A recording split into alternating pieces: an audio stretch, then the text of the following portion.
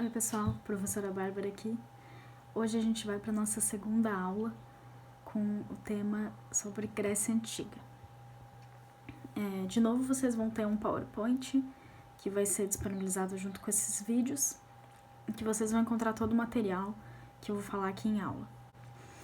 Nessas próximas aulas a gente vai ver dois tópicos. O tópico 1 é a história e geografia geral da Grécia Antiga. O segundo tópico vai ser sobre os conflitos entre as cidades-estado gregas, que a gente já vai ver o que é uma cidade-estado, e também conflitos externos. Primeira coisa que é bom a gente dar uma olhada é um mapa. O mapa vocês vão ter nesse terceiro slide, aí no PowerPoint de vocês, que vai ser o mapa do mundo antigo. Esse mapa do mundo antigo vai ter 3 sociedades importantes para essa aula, que é a sociedade grega, a sociedade macedônia, e o Império Persa. Essas 3 sociedades elas vão ter relação entre si e vão estar sempre ligadas umas às outras. A Grécia Antiga ela vai ser formada tanto por uma parte continental, ou seja, uma parte ligada ao continente, quanto por ilhas. E essas ilhas vão ser rodeadas pelo Mar Egeu. O Mar Egeu vai ser super importante para essas ilhas gregas, porque é através do mar que elas vão fazer essa conexão. Ou seja, as conexões entre as cidades gregas elas vão acontecer principalmente por barco. A navegação, então, vai ser super importante para a história grega, tanto para o comércio quanto para transporte. A Grécia vai ser estruturada por cidades-estado. O que são cidades-estado? São pequenos territórios independentes politicamente, o que significa que não existe um governo central da Grécia. Por exemplo, aqui no Brasil hoje em dia existe o governo federal, e os governos do estado e os governos dos municípios têm que responder ao governo federal. Isso é um governo central do Brasil. Aqui na Grécia não vai existir isso. Não vai ter um governo grego. As cidades-estado se geram, independentes umas das outras. Mas se elas são independentes umas das outras, por que então que a gente fala numa Grécia, como se fosse um território unificado? O que une essas cidades-estado são principalmente aspectos culturais.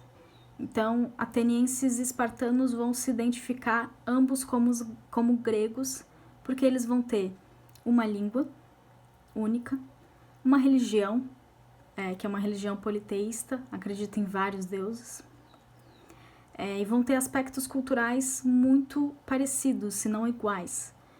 Aspectos culturais podem ser visões de mundo, então como eles entendem o mundo, como eles entendem a sociedade, pode ser hábitos alimentares,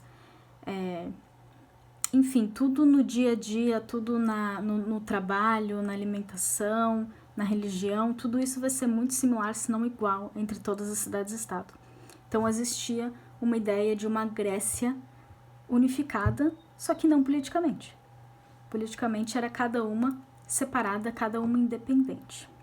Isso vai significar também que em momentos em que Atenas, por exemplo, que era uma cidade-estado, vivia em uma democracia, regia uma democracia, em Esparta o que regia era uma oligarquia. Então, modos de governo diferentes dentro da Grécia no mesmo momento. Isso significa que eram cidades-estado independentes politicamente. A história da Grécia Antiga ela vai ser dividida em 5 grandes períodos. Períodos de tempo, séculos, e que vão ser divididos através de algumas características. O período pré-homérico vai ser o início do povoamento da Grécia. Então, quando as pessoas começam a criar uma sociedade no território grego. É chamado de período pré-homérico porque é antes do período homérico, que é o segundo período. O período homérico ele vai ser o período em que viveu um poeta chamado Homero. O Homero vai ser super importante para a gente entender a Grécia Antiga, porque é através dos escritos dele que a gente vai entender esse período homérico. Homero escreveu 2 textos principais que são mais conhecidos, que é a Ilíade e a Odisseia. A Ilíade e a Odisseia elas contam a história de uma guerra que aconteceu entre Grécia e Troia. que é chamada de Guerra de Troia, que por muito tempo se acreditou que era uma invenção, um fruto da imaginação do Homero, mas que hoje em dia a gente já sabe que ela aconteceu de verdade. A Guerra de Troia foi uma guerra que a Grécia estava perdendo. A Grécia estava nos arredores da cidade de Troia, estava cercando Troia, mas não conseguia entrar. Troia era toda murada. E a Grécia não conseguia avançar, o exército grego não conseguia avançar para dentro do território de Troia. Então, a Grécia ofereceu um presente grego, para Troia como um pedido de paz. Então, eles estariam saindo da guerra, né? E esse presente era um cavalo de madeira gigante que Troia aceitou e trouxe para dentro do seu território. Quando os soldados troianos estavam comemorando que venceram a guerra, estavam bebendo, estavam fazendo festa, sai de dentro desse cavalo de madeira soldados gregos. E esses soldados gregos aproveitam esse momento de festa dos troianos e matam todos os troianos, e a Grécia vence a guerra. Isso é o que a gente chama de cavalo de Troia, ou presente grego. E o Homero vai contar essa história na Ilíade e na Odisseia, e que vai se dar neste período que a gente chama período homérico. O terceiro período da história da Grécia é o período arcaico. O período arcaico tem como principal característica a formação das cidades-estado. O quarto período é o período clássico.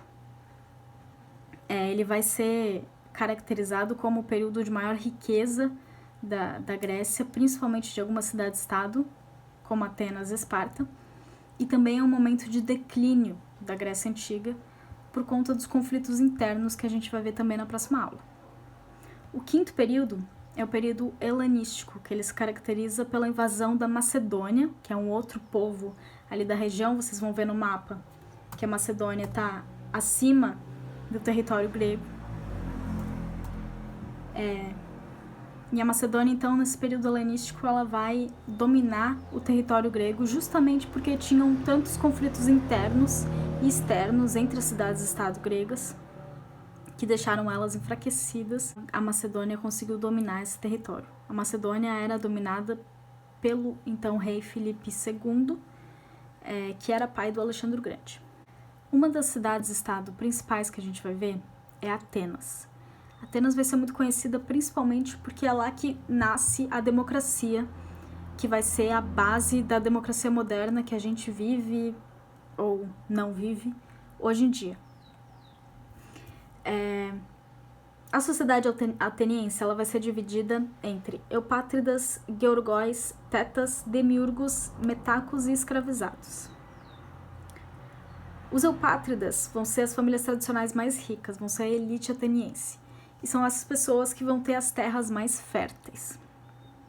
A Grécia, um dos aspectos importantes da geografia da Grécia, o território dela não é muito amplo e não tem muitas terras férteis. Tem muito morro, é muito estratificado o território grego, e as terras férteis em que tem vasto território para plantação são poucas. E essas poucas terras no território de Atenas ficavam com os eupátridas. Os eupátridas, então, eram a elite ateniense. Os georgóis vão ser os pequenos proprietários. Vão ter pequenas terras para subsistência e para um comércio pequeno. Os tetas vão ser homens livres, mas vão ser homens pobres. Então, que vão trabalhar para outros... Vão trabalhar para os georgóis, vão trabalhar para os eupátridas. Não são escravizados, mas são muito pobres. Os demiurgos vão ser os comerciantes, metecos vão ser estrangeiros e eles vão trabalhar principalmente com o comércio, ou eles vão ser professores, vão ser artesãos, vão trabalhar nessa área, eles não vão ter terra, por exemplo. E os escravizados podem ser tanto escravizados de guerra quanto escravizados por dívida, mas aqui em Atenas principalmente escravizados por dívida, e só vão existir durante o período clássico. Depois do período clássico, ou antes do período clássico, não vão ter escravizados em Atenas. Beleza? Então, um dos principais aspectos de Atenas é a democracia ateniense. Quem vai participar da democracia ateniense vão ser somente os cidadãos. Os cidadãos vão ser uma pequena parcela da população.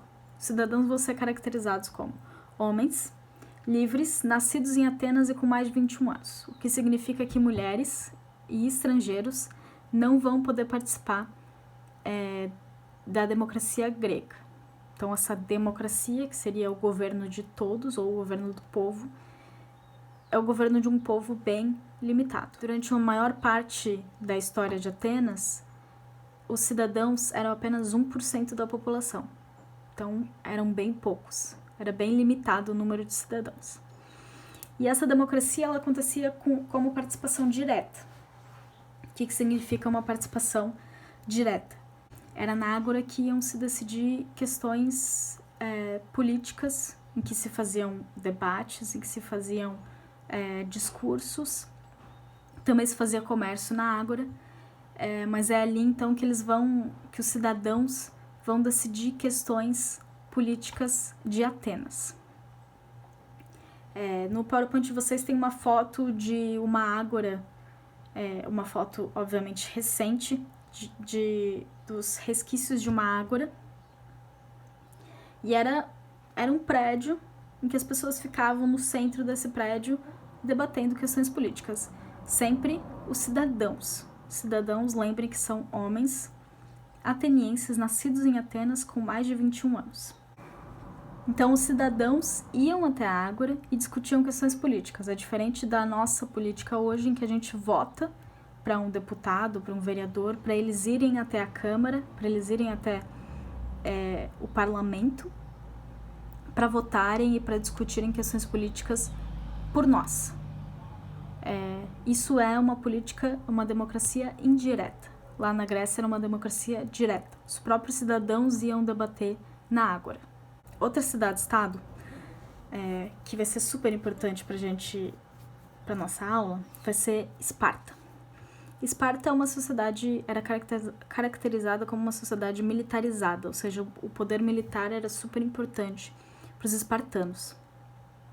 O regime político, diferente de Atenas, que era democrática, o regime político de Esparta vai ser oligárquico, o que significa que algumas poucas famílias elas vão alternar o poder entre si, o poder vai ficar limitado entre essas famílias. Essas famílias eram as elites espartanas e eram conhecidas como espartanos. Eles acreditavam que eram eles os legítimos espartanos, os legítimos descendentes dos primeiros povoamentos de Esparta. Então, eles eram a elite local, eles eram os únicos que tinham direitos políticos, e eles tinham a grande maioria das terras espartanas também. Depois dos espartanos vai vir os periecos. Os periecos vão ser comerciantes e artesãos, pessoas que mantêm a sua subsistência fora da terra. Depois deles vão vir os zelotas. Os zelotas vão ser escravizados, principalmente escravizados por guerra. A gente viu na última aula a diferença entre escravizados por guerra e escravizados por dívida. Vale a pena dar uma olhadinha na aula passada, em que a gente fala o que é um escravizado de guerra e o que é um escravizado de dívida. Aqui em Esparta vai ser principalmente escravizado de guerra, que vão ser esses zelotas. Os zelotas vão ser propriedade do Estado. O Estado espartano tem esses escravizados e eles emprestam para os espartanos. Os espartanos, aquela elite local. Então, os zelotas vão trabalhar na terra dos espartanos, vão trabalhar na terra das elites. Mas lembrem, não são propriedade da elite, eles são propriedade do Estado espartano. E assim a gente termina a nossa primeira aula sobre Grécia Antiga. Na aula que vem, no próximo vídeo que vocês já vão ter acesso agora, a gente vai trabalhar os conflitos internos e externos. Depois a gente faz vários exercícios sobre a Grécia Antiga. Espero que vocês tenham gostado. Qualquer dúvida pode escrever aqui nos comentários, que eu respondo, ou no grupo do WhatsApp, seria melhor no grupo. E é isso, fiquem em casa e até a próxima. Beijos!